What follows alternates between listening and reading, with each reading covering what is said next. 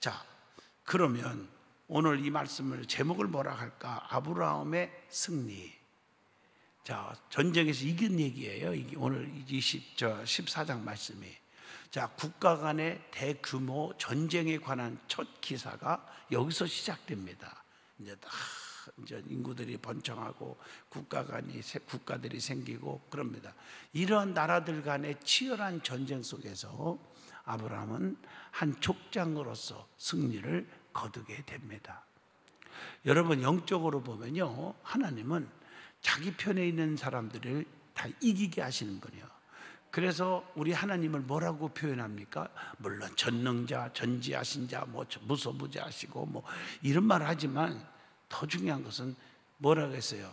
우리 하나님은 만군의 여호와여. 이 말은 만군의 여호와여 하는 말은 원래의 깊은 의미는 권능, 능력 있는 그런 하나님, 이런 뜻이지만 해석하면 전쟁에서 이기는 하나님, 그 모든 전쟁을 이기게 하시는 하나님이기 때문에 하나님 편에 있는 자들은 다 이겨요.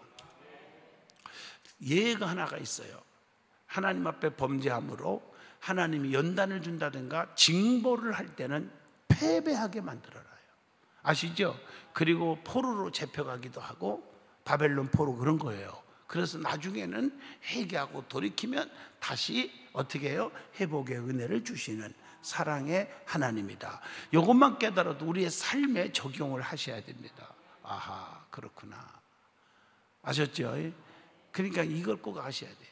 앞으로 우리나라뿐 아니라 지금 세계 정세가 심각하게 돌아가요. 무슨 미사일 전쟁도 있고 핵 전쟁도 있겠고 그러지만 그보다 무역 전쟁도 있고 말이에요. 아시죠? 지금요. 저는 분명한 얘기합니다. 하나님 편에 서 있는 자, 하나님 앞에 기도하는 나라는 절대 안 집니다. 깨달으면 아멘 하시죠. 이게 성경의 역사예요. 모든 성경에 다 그렇게 돼요. 한번 읽어보라고 집에서.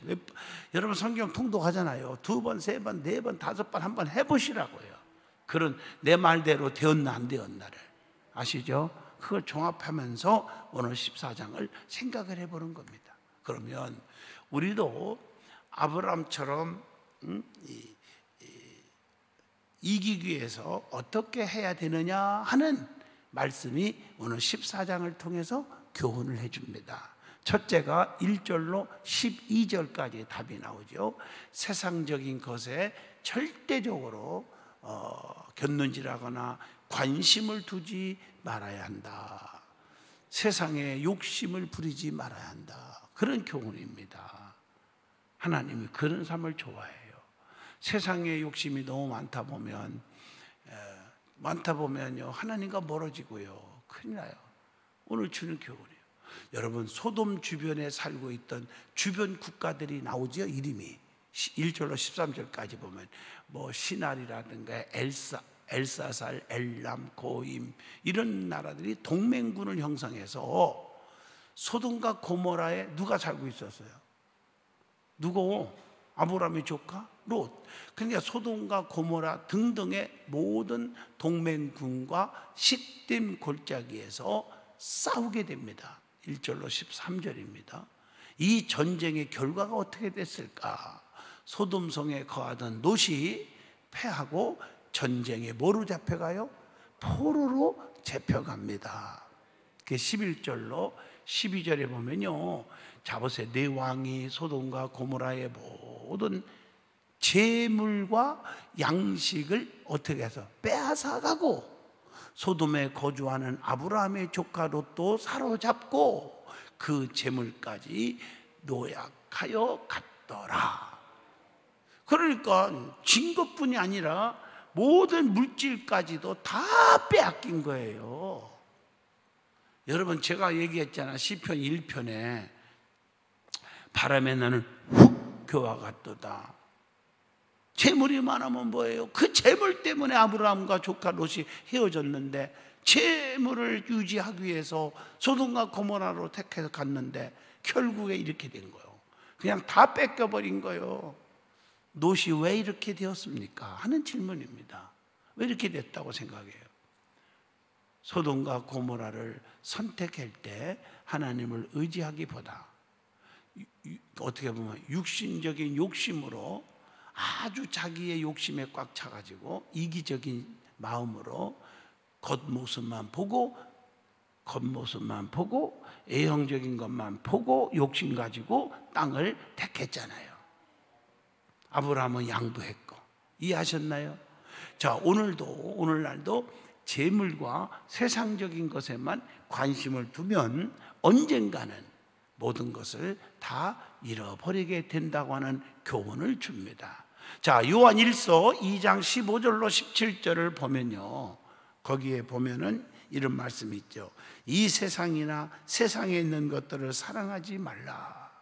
누구든지, 잘 들어요, 사랑하지 말라. 누구든지 세상을 사랑하면 아버지의 사랑이 그 안에 있지 아니하니 이는 세상에 있는 모든 것이 육신의 정욕과 안목의 정욕과 이생의 자랑이니 다 아버지께로부터 온 것이 아니요. 어디서부터 왔어? 세상으로부터 온 것이라. 아멘 좀 해봐요. 아버지께로부터 온 게 아니에요. 그런 것들은 세상에서부터 온 거예요. 그게. 자, 그러면은 우리는 어떻게 사냔 말이에요. 선택의 기로에서 하나님 없이 자기 그 멋대로 자기 지식, 이론, 경험, 상식, 자기의 뭐라고 그래? 그 꾀대로 결정하지는 않았는지라고 하는 반문을 하도록 질문을 던집니다. 자, 또 하나 질문을 던져봅니다. 메사야 믿음으로 산다고 했지만 롯과 같이 자기 머리를 굴려서 살다가 실패한 적은 없었는지, 또 실패한 자가 아닌지 내가 이렇게 반성을 해봅니다. 자, 두 번째는 13절로 16절입니다. 관대한 미덕을 가져야 한다 하는 교훈을 줍니다. 자, 롯이 포로로 잡혀갔죠. 아까 좀 전에 얘기했잖아요. 포로로 잡혀갔죠. 예, 잡혀갔어요. 내가 이렇게 물어보는 말은 내가 전하고 나서도 긴가만가 한 것을 물어보는 거예요. 여러분들에게 계속 말씀 이어지게 하려고. 자, 포로로 잡혀갔어요. 잡혀갔잖아요. 끌려갔다는 소식을 들었어. 누가? 아브라함이. 누구야? 아브라함은 롯의 삼촌이잖아요. 예, 끌려갔어요. 사실은 어제 말씀한 것도 13절에 하나 빼놨지만 나 같으면요 아브라함이 네가 우하면 나는 좌하고 좌하면 우하리라 어제 그랬잖아요. 헤어지자, 이래 갖고는 안 되겠다. 그랬으면 나 같으면요, 삼촌, 여기서 엄청난 교훈을 어제 내가 못 전했어. 시간이 많이 가서. 은혜를 망각하는 사람들은 되지 말란 말이에요. 아멘 해요. 개구리가 올적이적 시절 생각하고. 아마도 나같이 우둔한 사람 같으면, 내가 롯이라고 그러면요, 그 말을 아브라함이 하면요, 이게 아브라함이면요 다 껴안고요, 삼촌 무슨 말씀을 그렇게 하셔. 내가 지금까지 누구 은혜로 살았는데. 그렇잖아 삼촌, 헤어지자니 그런 말 하들들 마. 그냥 차라리 싸우면 내 재산 다 삼촌 가져. 그냥 관리해가. 그냥 다 가져. 그러더라도 내가 삼촌 죽어도 같이 죽고 살아도 같이 살고 여기까지 삼촌 은혜로 살았는데 이렇게 하면 안 되지, 같이 가자 이랬으면요, 이런 포로로 잡혀가거나 다 뺏기거나 뒤지게 혼공역을 나거나 나중에 나오지만 소돔과 고모라 성의 유황불 심판은 없어지지 않겠냐. 아멘 해봐요. 맞으면요. 은혜를 잊어버리면 안 돼요. 우리가 은혜를. 아셨죠? 오늘날 성도들 보면 은혜를 잊어버릴 망각한 사람이 많아. 개구리가 올적이 시절 모르고. 어떤 사람들을 보면 전화하면 딱딱거리가 돼버리고 자존심 팍팍 상해요. 어떤 때는요, 엄청나게 잘났네 그러고 싶을 때가 있어요. 롯이 끌려갔다는 소식을 들은 아브라함은요, 그 잘됐다 이놈의 자식들 그러지 않았고요. 아브라함은 그를 비웃거나 동정하지 않았습니다. 그는 롯이 사로잡혔다는 소식을 듣고 어떻게 했습니까? 얘기해봐요. 어떻게 했어요? 13절로 14절에 답이 나옵니다. 우리는 여기서 본을 받아야 돼요. 그는 집으로 훈련하고 있던 군사 318명을 거느리고, 군사까지 있었어요. 아브라함은요. 거느리고, 우리 교회는 천군 천사 군사들이 지키고 있어요. 또 교회를 지키는 교회의 기둥 장로님, 기둥 안수집사 권사들이 저에게는 있어요. 우리에게 있어요. 많아요. 다는 아니고요. 그런 분들이 저를 지켜주고 있어요. 여러분, 제가 왜 이렇게 단단하게 끝까지 이렇게 농롱하는 줄 아세요? 있어요. 아브라함도요, 지켜주는 군사, 정의의 군사 318명을 거느리고 있었는데, 그걸 단까지 쫓아가서 14절에 야간 기습작전을 감행하여, 이게 지혜죠. 편안하다 편안하다 하고, 야 롯까지 잡아왔고 이거 다 뺏어왔으니 자 이러고 두 다리 쭉쭉 뻗고 잠만 포자고 있을 때, 아셨죠? 야간 작전을 감행하여 15절 보세요. 적군들을 확 물리쳐버려요. 이겼어요. 그러니까 다메섹 좌편 호박까지 적들을 쫓아가서, 도망가는 놈을 쫓아가서 롯을 포함한 여러 포로들과 함께 빼앗겼던 물건들, 재물까지 16절 보세요. 몽땅 다 찾아왔어요. 누가 해줬어요? 아브라함이. 우리는 여기서 롯의 소식을 듣자 지체하지 않고 돕는 아브라함의 관대한, 넓은 품어주는 관대한 미덕을 본받아야 된다, 이런 얘기입니다. 맞죠? 우리도 우리에게 잘한 사람만 도와주지 말고 서운하게 한 사람에게도 도움을 줄 아는 사람이 되어야 한다. 자, 로마서 12장 20절로 21절을 우리가 한번 생각을 해보게 합니다. 내 원수가 줄이거든 먹이고 목마르거든 마시게 하라. 그리함으로 내가 숯불을 그 머리에 쌓아 놓으리라. 악에게 지지 말고 선으로 악을 이기라. 아멘 하시죠. 자, 마지막입니다. 잘 들으세요. 중요한 얘기입니다. 17절에서 20절까지, 마지막이 아니라 세 번째입니다. 세 번째, 아브라함이 어떻게 해서 이겼느냐, 이기는 비결을 지금 알려주고 있어요. 세상을 이기고 어떤 고통 속에서 이기는 비결을 찾아보잔 말이에요. 질병에서 이기고 마귀 사탄 귀신의 억압에서도 이기는 비결. 세 번째가 뭐예요? 17절로 20절 대답해요. 읽었잖아요. 뭐라고 했어요? 한마디로 하나님 앞에 11조 헌금을 드려야 한다 하는 얘기입니다. 자, 여기 또 나와요. 보세요. 11조의 시초가 여기서부터 생깁니다. 17절 보세요. 자, 아브라함이 율법주의자 아닙니다. 아멘해요. 율법적인 게 아닙니다. 11조는 잘 들으셔야 돼요.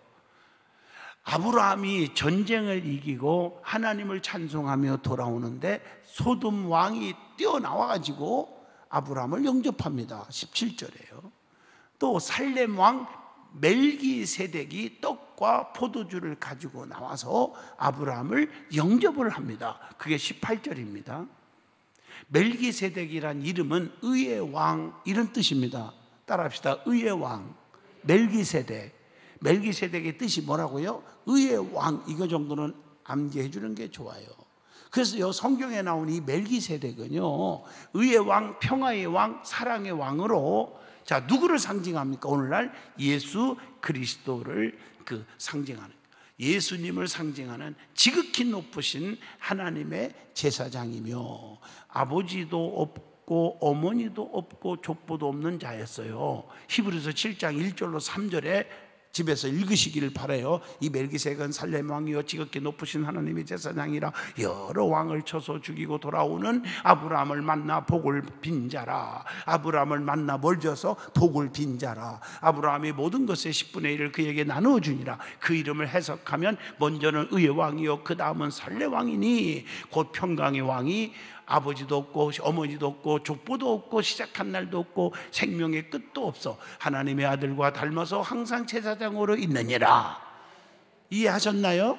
좀 차원 높은 얘기예요. 히브리서 말씀과 연결해 보면 바로 이러한 멜기세덱이 아브라함을 축복합니다. 아브라함은 승리의 날에 교만하지 않았습니다.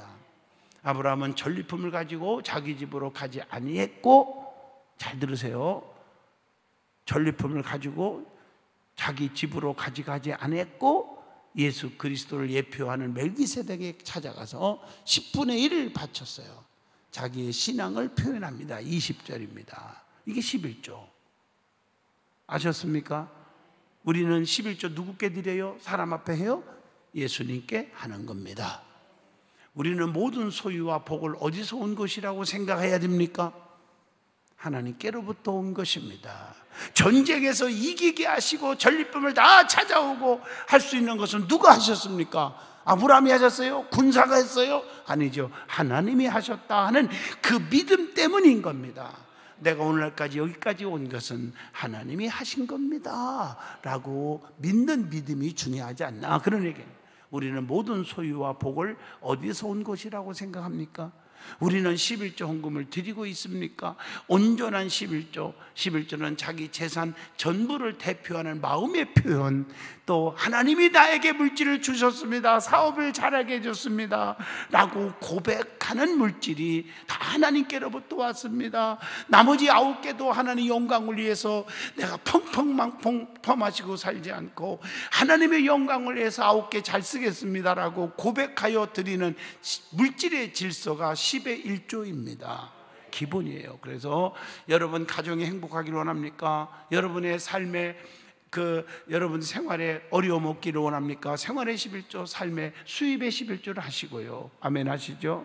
또 여러분들이 날마다 손해 안 보고 날마다 뭘 샀다 그러면 팔으면 이익만 나기 원합니까? 이익의 11조. 아파트를 팔을 건 뭐하든 이익의 11조. 그리고 여러분 기업이 잘 되기를 원합니까? 여러분 집에서 빠꼼살이 가게를 하더라도 가게가 잘 되고 사업장이 다 확장되고 중소기업, 대기업, 국제기업이 되기를 원합니까? 기업의 11조를 하시라 이 말이에요.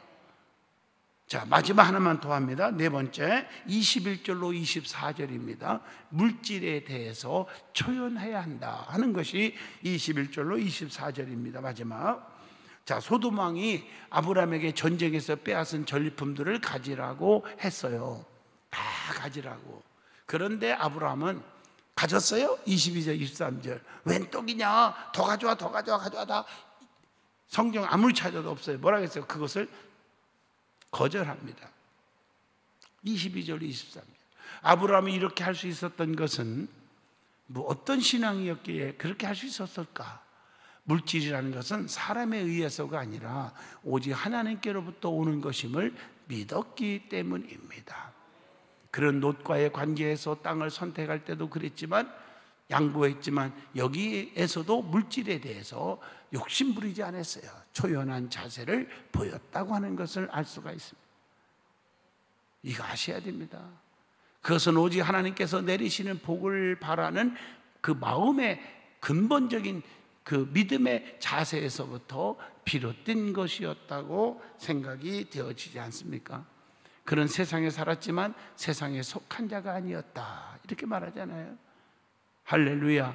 우리는 세상에 살지만 하나님께 속한 자들입니다. 아멘 좀 해봐요. 맞죠? 하나님의 자녀들입니다. 네. 긍지를 가지고 사세요. 그러면 우리는 어디에서 복을 구하고 있느냐는 것입니다.